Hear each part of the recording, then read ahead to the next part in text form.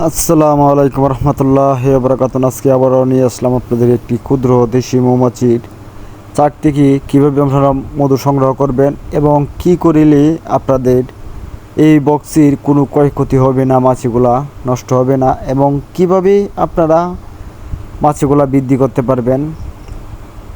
দেখেন, আমরা যখন একটি চাক থেকে মধুগুলো সংগ্রহ করি এবং একটি চাক যখন ধরে আনি তখন আমরা একটি কাজই করে থাকি।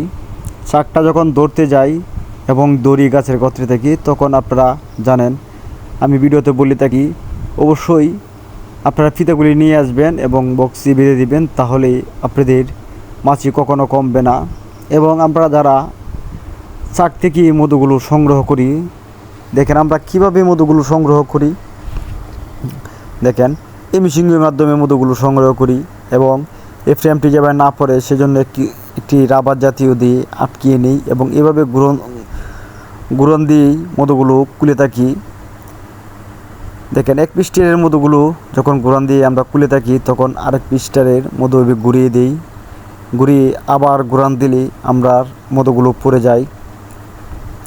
আসলে আজকে মধুগুলো তেমন খোলার জন্য আমরা উগ্র হচ্ছিলাম না, কিন্তু একটি কাস্টমার এসেছে সেজন্য আমরা মধুগুলো খুলতে আসি, কারণ তার 1 কেজি মধুর প্রয়োজন, সেজন্য মধুগুলো এখন খোলার প্রয়োজন পড়েছে। এখন আপনারা দেখতে পারবেন এই চাকি আমি হয়তো প্রায় 8-9 দিন আগেই এই মধুগুলো আবার সংগ্রহ করেছিলাম, কিন্তু এবেলা মধুগুলো দিয়েছিলাম, কিন্তু তারপরে 1 কেজি মধুর প্রয়োজন, সে নিতে আসছি। সেজন্য আমরা মধুগুলো দেখি 1 কেজি মধু হয় কি না এই বক্সে। আশা করি 1 কেজি মধু হয়ে যাবে, কারণ যেহেতু আমাদের বক্সটি পরিপূর্ণ এবং ভরপুর। দেখেন, এই যে আমরা সপ্তাহখানেক আগে চাকরি থেকে মধুগুলো খোলার পরে দিয়ে কিছু ফিতাগুলা সমস্যা হয়েছিল, সেইগুলা কেটে আমরা ঠিক করে দিয়েছিলাম, কিন্তু এখনও বানগুলো কেটে নেয় নাই।